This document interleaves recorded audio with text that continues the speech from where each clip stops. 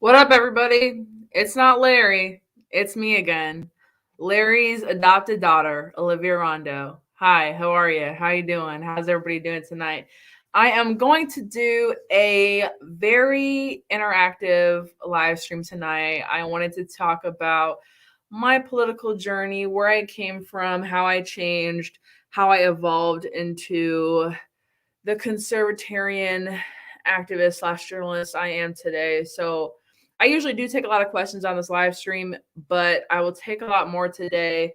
And I'm excited to be here. I'm excited to do this. And usually when I go on different podcasts and different shows, the first thing or the main thing that people ask me is to describe my political journey and my political outlook and how I, got into politics and how I got into the liberty movement. So I just figured I would use this show to give you guys the full story, because I usually give a watered down and not so fun story to random people who always ask about it, because I don't it's just like a whole long story, honestly. So good evening, Shelly. Good evening, everybody.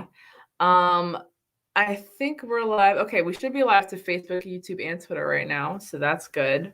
But yeah, I was hoping to start off with some current events, and then we can get right into the main topic of the video as we wait for more people to, just pop in here. So, the Maxwell trial. Let's talk about that first. Oh my goodness. So, I was not holding my breath for the results that we wanted. She was found guilty. I believe it was 4 out of 5 counts or 5 out of 6 counts. Either way, she was found guilty on all but one count. Good, great, happy about that. However, I did tweet the other day. If you guys follow me on Twitter at Rondeau Olivia, it is scrolling on the bottom of the screen. I did tweet the other day. If Maxwell, if Maxwell does not release these names, if the judge does not unseal, because I just read that the judge had sealed the case file or something like that. So if we're not able to see the names of the people that were accomplices, if we're not able to see the names of the people that transported trafficked girls, that bought trafficked girls, that preyed upon trafficked girls, that used trafficked girls, that hurt trafficked girls, then this is all for nothing. Then Ghislaine Maxwell was a scapegoat, then she was a sacrificial lamb, and nobody will get justice. And that's really sad. And again, I'm not holding my breath. I'm glad she's getting put away. I'm glad that she was found guilty, but something is fishy. Something smells really bad to me. And I don't think that we are going to see the end results that we want to see. And by the end results, let me tilt this down. And by the end results, I don't mean that just, Ghislaine goes to jail and that's it.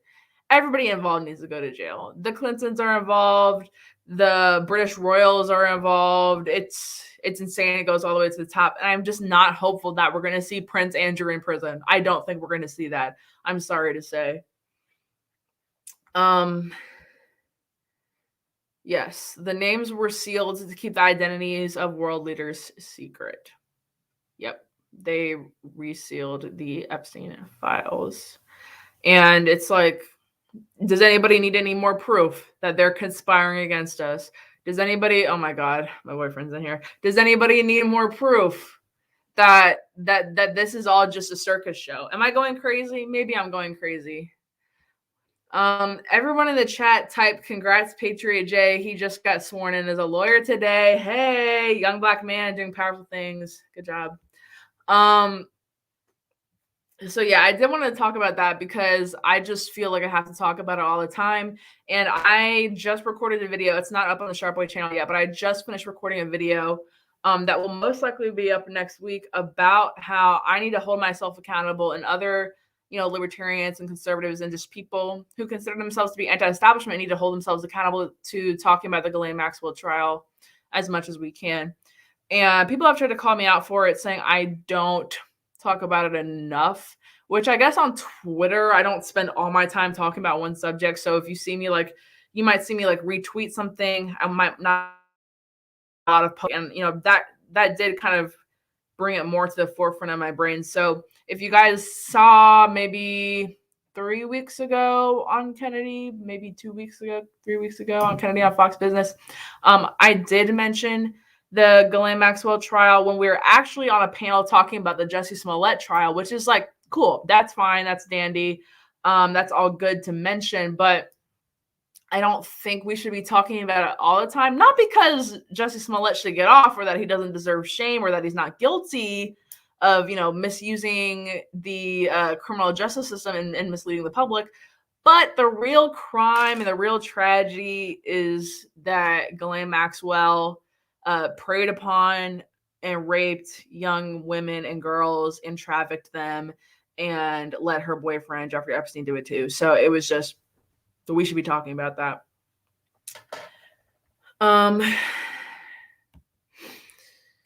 All right, Shelley, have a good night. Thank you for tuning in. Paula says, no, you're not crazy. And Bill Gates' name is at the top of that list. I guarantee it. I guarantee it. Another person I hate is Bill Gates. And I'll tell you guys why. And it's not necessarily because of his connection to Epstein. I mean, obviously. But there's other reasons why I hate him too. Do you ever notice that whenever there's a new vaccine or there's a new, medical trial or there's a new experiment, Bill Gates pops out of the woodwork, like out of nothing, pops out of the woodwork and says, let's try it in Africa. Let's give these vaccines to Africa. Let's give free abortions to Africa. Let's give this free new medicine to Africa. I don't like that. I don't like that he likes to test stuff out on underprivileged people. I don't like that he wants to test stuff out on Black people. It doesn't sit right with me. And the Gates Foundation is notorious for that. So that's why I don't like Bill Gates. It would not surprise me if he's on the top of the Epstein files. It would surprise me actually if he wasn't, because all those rich, corrupt people and globalists are literally on the same team. So yeah, exactly. Jesse's not a pimp. He didn't prey on any kids. He committed some crimes, but not these horrible, vicious, disgusting crimes that Ghislaine Maxwell and Jeffrey Epstein committed. And probably hundreds or thousands of other world leaders, key players, billionaires, millionaires, celebrities, the list could go on. So it's just really disheartening for me to see people, clapping and cheering at, Ghislaine going away as a victory. If anything, at the very most, it's a victory in a very small battle, because we're not going to see these names. They just sealed the file. We're not going to see these names. And I don't believe that the majority, or I just don't believe that the majority of the people that should be held accountable will be held accountable for these vicious, horrible crimes. So yeah, sorry to be a downer for like the first 8 minutes of the live. Let me see what's another trending topic that's a little bit happier. Well, can we talk about how the CDC now recommends that the quarantine time for COVID is only 5 days now? That's a little bit convenient. That's a little bit convenient to me, because it used to be 2 weeks. I remember when it was 2 weeks. Then I went down to 10 days. Then I went down to 5 days. But supposedly we're in the winter of death. We're in the winter of death. That's what the White House said. We're in the winter of death. That if you're not vaccinated and you have COVID, you're going to die. But it's so not serious that the quarantine period is only 5 days. So don't shoot the messenger. Don't shoot me. I'm just going by what the CDC said. And if you don't believe what the CDC said, then apparently you're an anti-science, anti-vaxxer now. So that's like super fun. I also wanted to talk about, where was it?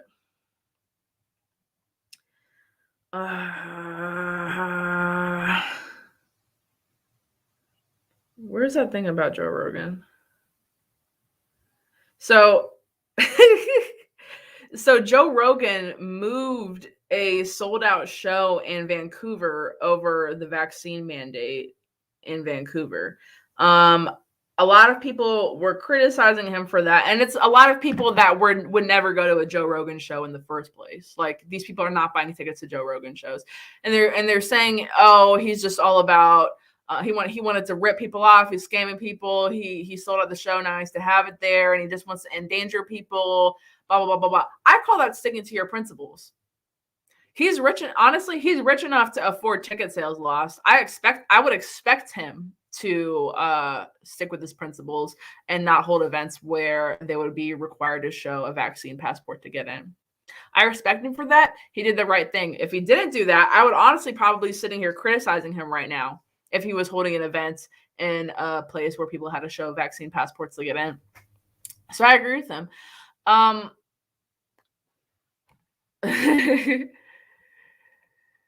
Gotta cut the isolation time in half to keep the spread going rapidly, to keep churning out the fear porn. Yep. That's all that it is. And I find it highly convenient. I find it highly convenient as, we're about to head into the 22 midterms and, politics is getting kind of crazy again. We're at that time in the cycle where, people are starting to drop ads and people are starting to donate a lot of money and, people are starting to announce their runs and it's getting a little crazy. I just find it highly, highly convenient that when the midterms are coming up, suddenly Joe Biden is saying, it's not a federal issue. Leave COVID up to the states. It's only 5 days quarantine, and then just freak off to Delaware Beach. I find it mighty convenient, actually. So those were the topics I just kind of wanted to gloss over before we got into the main meat of the video. This will be a Q&A. I will be answering any questions you guys have, as I usually do, to be honest, but this is actually like a formal Q&A.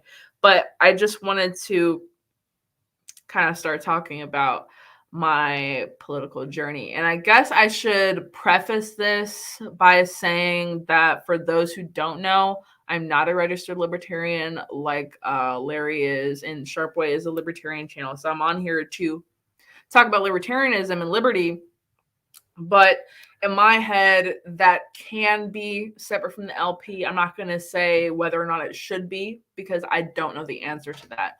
I'm a big advocate on not putting all your eggs in one basket. So many people will say, well, the only way to achieve liberty is to be an LP and run LP candidates and put all your time into LP candidates. That's all fine and dandy. I think that agreeing on the end goals and disagreeing on the way to get there is, that's fine. I still like you. I still love you. And there's some people on the other side of the issue that say, well, the best way and the only way to achieve liberty is to run liberty candidates in the GOP. Let's make a GOP Liberty Caucus or the Mises Caucus in the GOP because they have that one too. And I disagree with that as well. I don't think that the only way to achieve or advance liberty in electoral politics is to only elect Republicans. I think that's part of the reason why we are here in the first place. And by here, I mean in tyranny. What else do you want me to call it? We're in distress. Our country's in distress. So I know that not every Liberty Republican, I would say the majority of Liberty Republicans are not just complacent with the status quo, and they don't want to be complacent with the status quo. But that's kind of the end result when you're in a party that doesn't see eye to eye with you on a lot. So for an example, Thomas Massie, my favorite person in Congress, all-time favorite person in Congress, great guy. I love what he stands for. He seems like a really awesome person just overall. Not a lot of people in the Republican Party are like him. So not a lot of people in Congress are going to agree with him. And he doesn't get quite a lot done because of that. But on the flip side, would he even be in elected office if he ran as a libertarian? Probably not. Probably not. So that's why I'm against putting all my eggs in one basket, because it's like, yes, libertarians are super principled. If they took over the government, they would, they'd get a lot done, but they just don't have that power at the moment. So I think that focusing on smaller races in the LP and trying to get in Liberty Republicans in larger races, I think that's a good way to split my time. But I'll never judge anyone else for disagreeing with me or saying that, no, we should be focusing all our efforts here, because you can do whatever you want. And if we're all trying to work to the same goal, I think we'll get there eventually. But this is a great point, Dustin, in many ways up the mountain. That's essentially what I'm trying to say. So that's what I just wanted to preface this to explain my ideology and my placements in the liberty movement. And thank you, Missy. I appreciate it. Oh, and one comment from Nazim. If the GOP cared about liberty, they would have put Ron Paul as a candidate in 08 and 12. Yeah, I mean, I can't hold you. I cannot hold you. You are probably right on that. I mean, the GOP largely doesn't care about liberty for a lot of reasons. And they would have done a lot of other stuff if they did. But yeah, that would have been a great one. That would have been a very grand one. I don't know why we had to ruin everything with McCain and Romney, but it just is what it is. So, how did I get started in politics? For those who don't know, I am currently 20. I turned 21 next month, though, so I'm barely still 20. I'm currently 20. I got interested in politics, I would say, in 2017 during, actually, let's say a little bit before that. I would say during the 2016 election is when I first started paying attention. I was not very educated on it. I was not very good at describing my beliefs or putting a label on it. Not that you need to, but I didn't know if I was like liberal, conservative. I was raised in not a very political household, but I was raised in a Christian household, and I was raised in a household that shot guns. So that led me to be more, I guess, socially, outwardly, like I presented as more conservative. But in my teen years, I get on the internet, I get on Tumblr as all teenagers do. And I start, exploring in some more lefty ideas. I didn't really know what I was doing. I was 13 or 14, but, kids lean more left than their parents more often than not. So that's just kind of the mind space I was in when I was going into high school. I was like, I like guns. I grew up in the church or whatever. I agree with some of the stuff, but I just thought that Donald Trump was a huge racist because that's what I read on Tumblr and that's what I had seen my friends say on the internet. So that's kind of the place I was coming from. Wasn't politically educated at all. Going into the 2016 election, I was in high school. I was a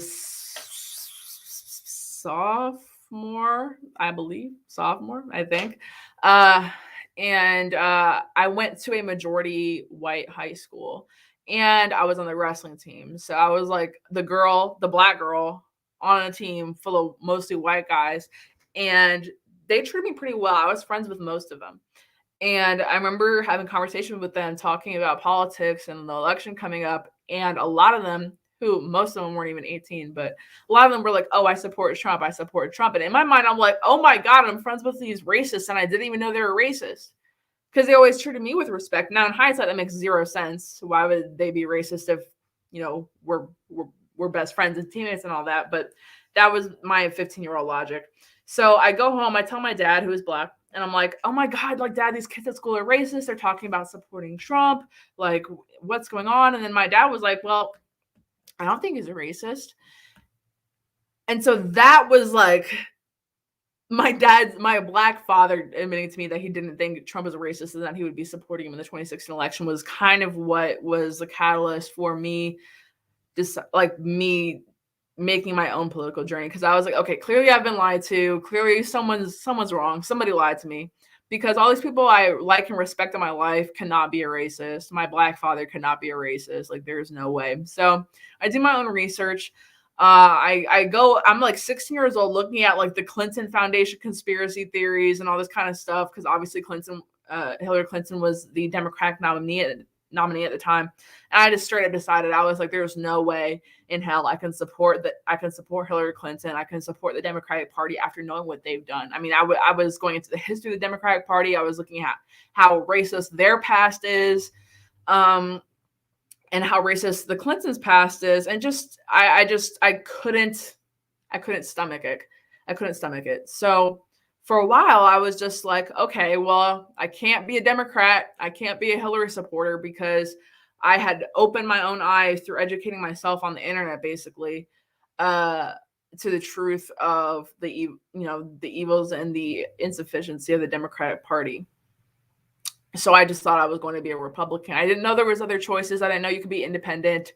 I didn't know you could be a libertarian. I didn't know you could be, somewhere in between either or neither. There was just no other option for me. I was just in the duopoly mindset.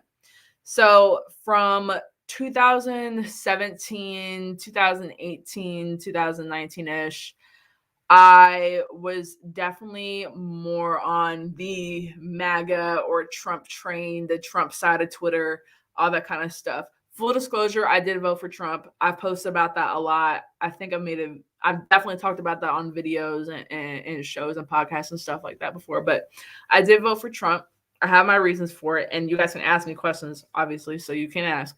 But I did not realize that I could be a libertarian. I didn't realize like you could be a conservatarian. So I was just like in the mindset that I had to toe the party line and agree with everything that Republicans agree with. And that was just not right for me. I grew a little bit of a platform, and by a little bit, I mean like I grew like 20,000 ish followers by just kind of agreeing with Republican talking points. And you might be wondering, well, how did that give you 20,000 followers? I think the reason is that people at the time, in 2017, 2018, 2019, at the time were desperate to follow somebody who was openly supporting Trump and somebody of my demographic. I'm aware that people tokenize people like me. I'm not blind to it. I'm not an idiot. So I understand why it was such a novelty at the time to, want to follow a young Black female Trump supporter. I get it. I'm not mad at it. But I did find myself kind of being used to promote ideas I didn't necessarily agree with, because it was hard for me to realize that just because I wasn't a Democrat didn't mean I was going to be a Republican. And just because ideologically I lean more right-leaning, that doesn't mean I'm going to agree with a lot of conservatives on a lot of other issues. So I started my journey to kind of find out the true ideology that I wanted to settle on. And the main two things that separated me from mainstream Republicans is that I'm pro-Black and I lean quite libertarian.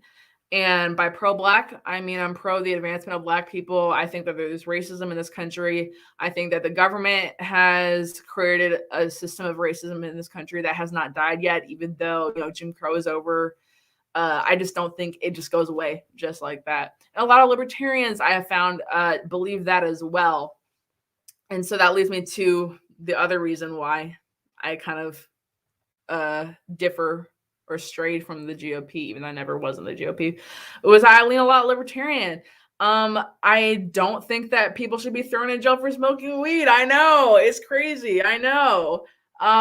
It's insane that I believe that, but it was like that was like the first thing that kind of started the decline of me relating to Republicans, because then I was like, okay, well, actually all drugs should be legal and decriminalized. So they did not really like me after that. A lot of people did stick around, but I found that I actually gained a much larger platform on social media, becoming more unique and not towing the party line. So that it is what it is. I didn't start doing it for any attention. The reason I actually made a Twitter in the first place was to see Trump tweets, because I was just seeing screenshots on Instagram of Trump tweets, and I was like, well, I just want to get it from the source. So I made a Twitter.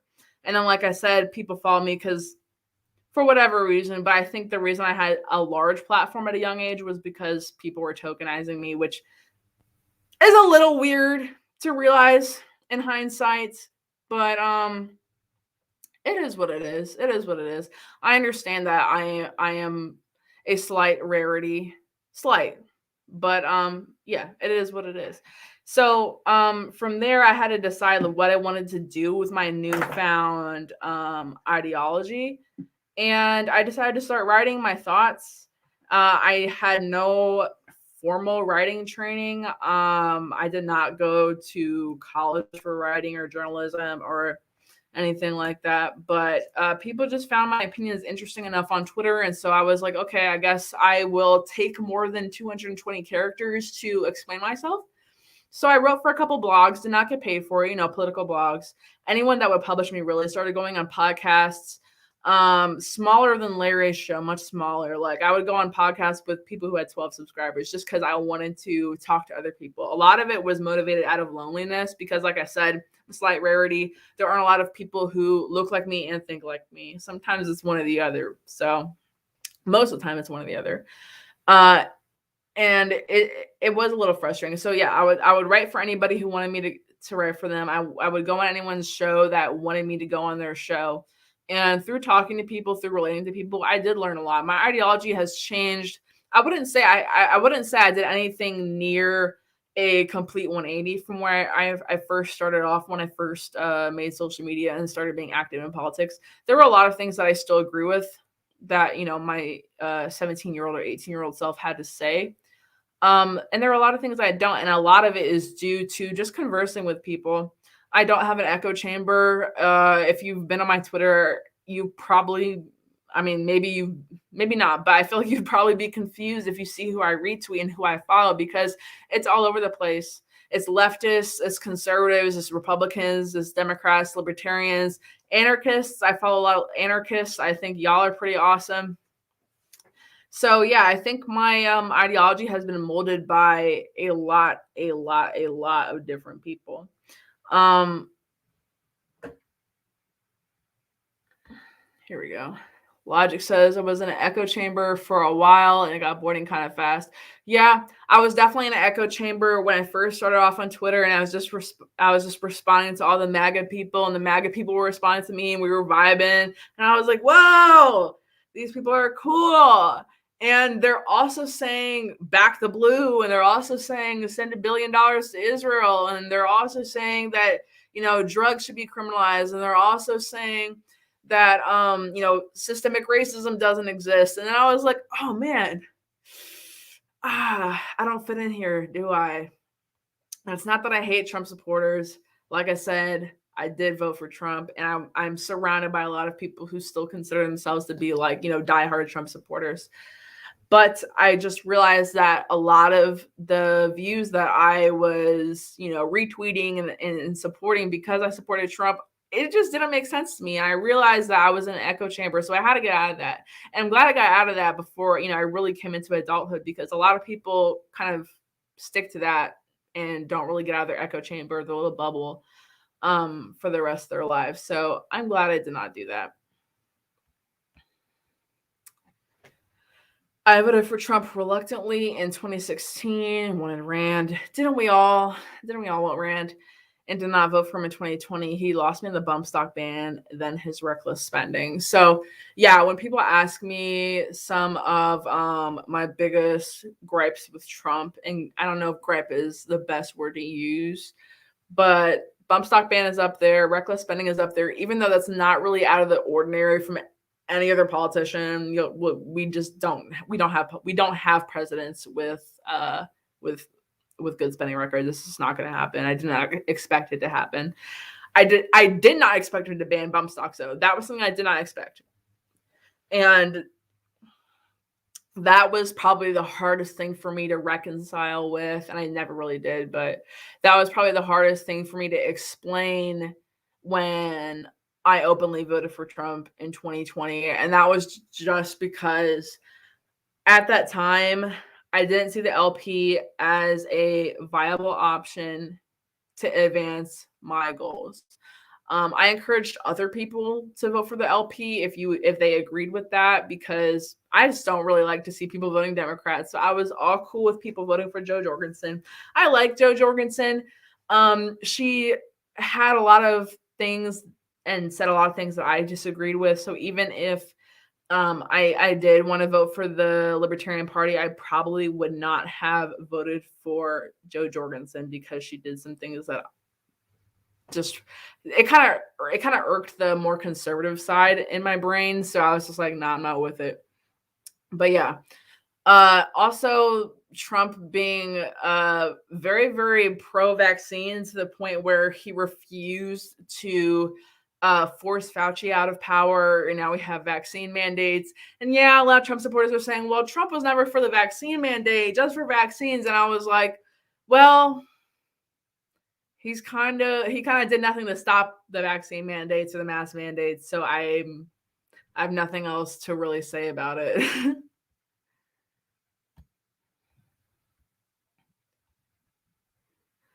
Logic says, MAGA people were cool with me until I disagree with backing the blue. I go with backing the Oath Keepers. Yeah, a lot of MAGA people unfollow me when I say I don't back the blue, or when I make fun of people who say stuff like back the blue or thin blue line or things to that effect. it's just it's weird because they act like I'm a leftist. I never said ACAB. I never said what's the other saying? Oh, abolish the police. I mean, if you ask me honestly, I would say abolish the system we currently have and come up with another one. But I don't disagree with the overall concept of people whose job it is to protect and serve and stuff like that. That's just not the system that we have now. But people act like I'm a leftist for saying that. People act like I'm a leftist for saying I support ending qualified immunity. People act like I'm a leftist for saying I want to end public sector unions and that overarching police unions. I've written a lot of articles about this, going back to when I was talking about how I would write articles for literally any blog. I eventually worked my way up to now being an actual journalist. And by actual journalist, I mean just someone who gets paid to write stuff now. I still didn't go to school for journalism or anything like that. But I write about ending public sector unions and ending qualified immunity quite frequently. Back when I was a writer at FEE, the Foundation for Economic Education, over the summer, that was a 6-month contract, so I don't currently write for them now. I may contribute sometime in the future, though, so stay tuned. But that's where I would write a lot of my, anti-corrupt law enforcement work. Okay, interesting question from Ant Cause. Okay, what are your thoughts on splitting New York State into 2 or even 3 states? Let me think about that one. And let me also clarify, this is my personal thought and not the thought of Larry Sharpe or his campaign. Personally, I think that if the people wanted it, they should be able to do it. And it's not really fair for such a geographically large state to be controlled by Democrats when a lot of people upstate, a lot of people outside of New York City and Albany are not Democrats. I mean, I'm a big advocate for people breaking off and starting their new thing whenever they want to. I mean, it's such a big libertarian topic these days to talk about secession or to talk about states breaking up from each other. And it's hard for me to see or envision a future in which that happens, or which that doesn't devolve into total chaos if people tried it, because the feds would never let that happen. But theoretically, I would see little issue with the concept of, New York or any state breaking off if they want to, or breaking into more states. Okay, tell me what's going on. No, seriously, tell me what's going on. Who's throwing crap at Patriot J for passing the bar exam? What's going on? I want to know. For those who don't know, my boyfriend Patriot J just got sworn in as an attorney in California, and he passed the bar exam like a month ago. But I don't know what's going on. Is there drama? I don't want to find drama about my boyfriend on a live stream, actually. But if there is, let me know. Oh, yeah. I mean, there was like 4 people that had some weird stuff to say about it.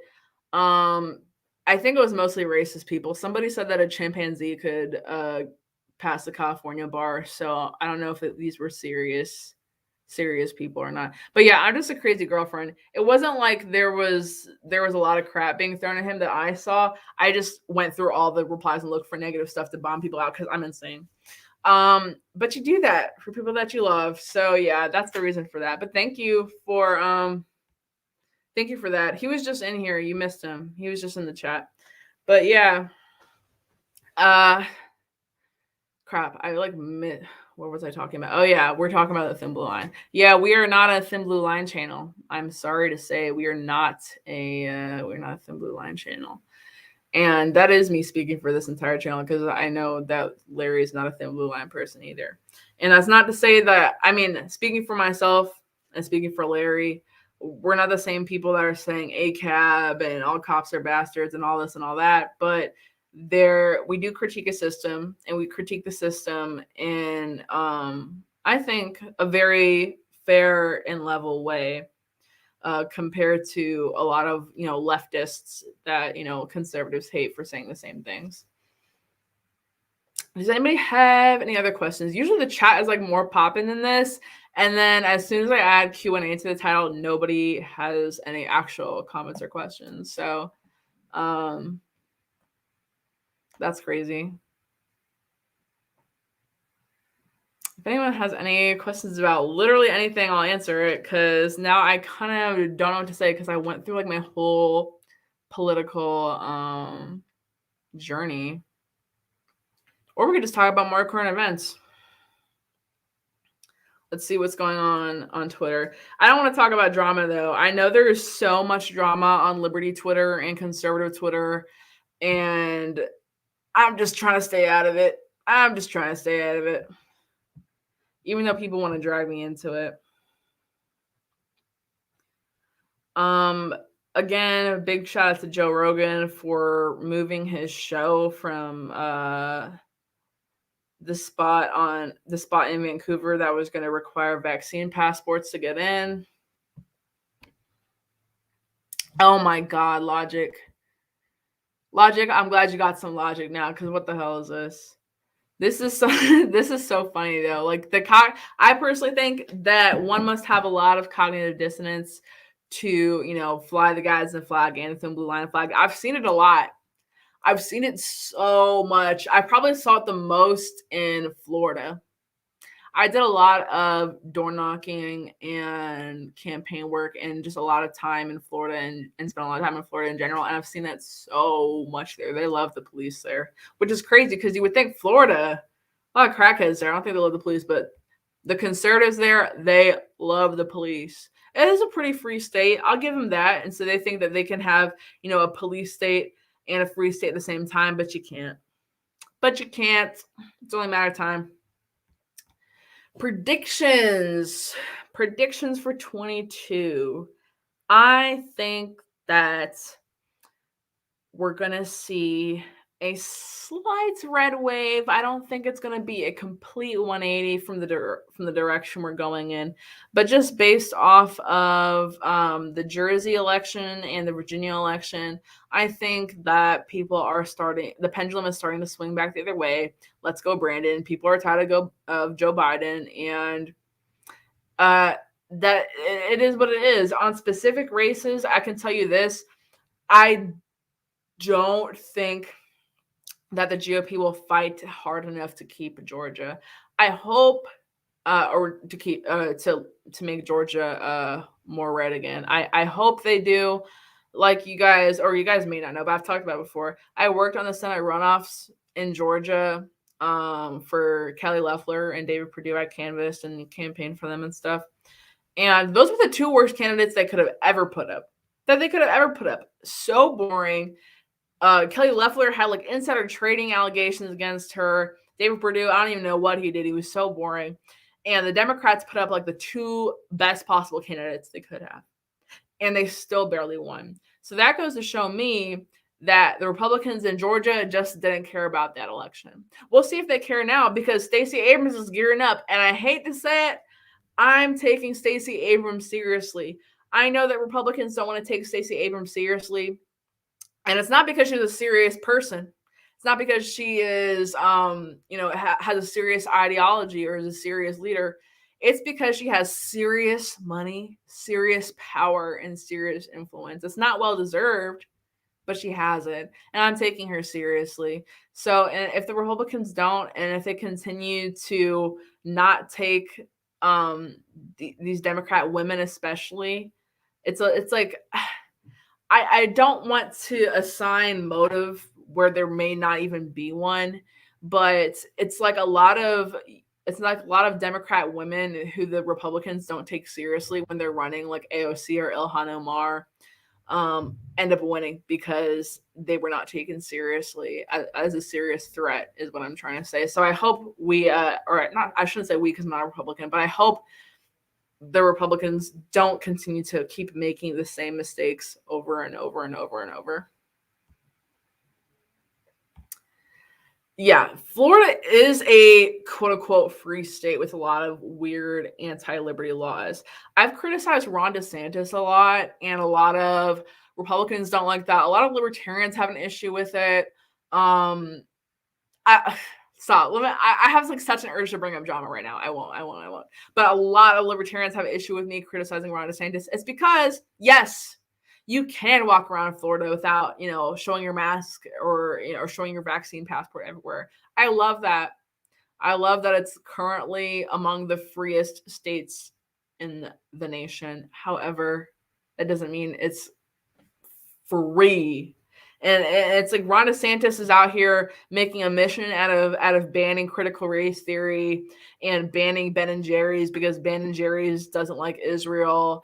And he I forget the name of the bill, but he passed a bill, or at least tried to pass a bill that was going to basically criminalize anti-Semitic speech. So uh yeah, not the biggest Ron DeSantis fan because he's a little bit weird. He's not a libertarian. And I don't know why everybody thinks he is. I think he's a neoconservative Israel shill, and he has a liberty streak when it comes to things such as medical freedom.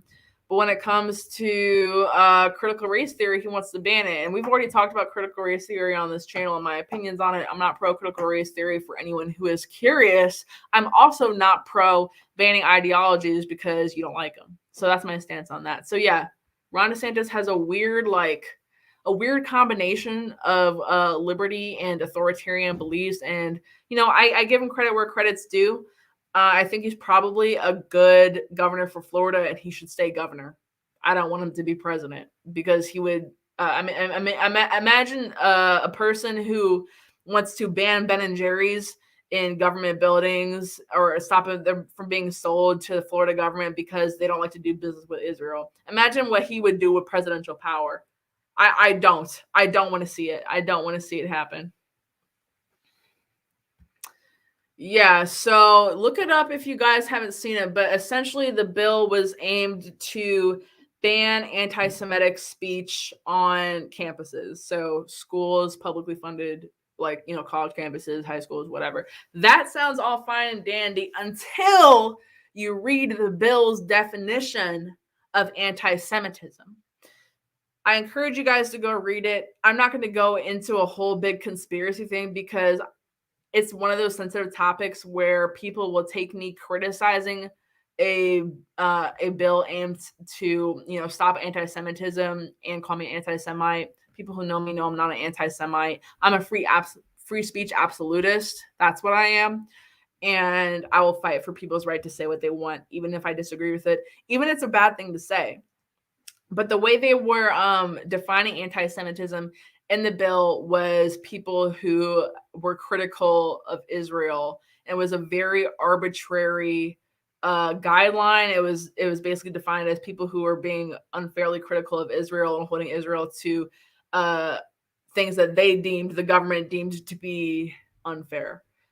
And that's not anti-Semitic. I'm sorry. Criticizing a country, criticizing a government or country's actions or history or validity, that's not racist. I'm sorry to say. And that's another reason why I kind of not to get off topic, but that's another reason why I kind of strayed from the Republicans, because they view it as racist or anti-Semitic, even though I can sit here and laugh at the left for saying that the Wuhan flu, saying that that's racist. Well, no, it's just criticizing Wuhan. It's just criticizing China, not the Chinese people. But, you can't criticize Israel and not be accused of being anti-Semite. So that's basically how they defined it in the bill. Ron DeSantis passed the bill or signed the bill. I don't know if it actually went into effect because, yes, that is pretty anti-First Amendment, and you would think that would be struck down by a court. I have to look into it. But if you're curious about my full analysis of the bill, I did write a op-ed for the Rogue Review. The article should be in my link tree. So that link tree is in my bio on Twitter and Instagram. And if you scroll, you will see the button that says Liberty Rondeau, which is the name of my column on the Rogue Review. And click on that. You can see my whole analysis on it. And in there is actually a link to the actual House bill. I don't have the number off the top of my head, but you'll see it there.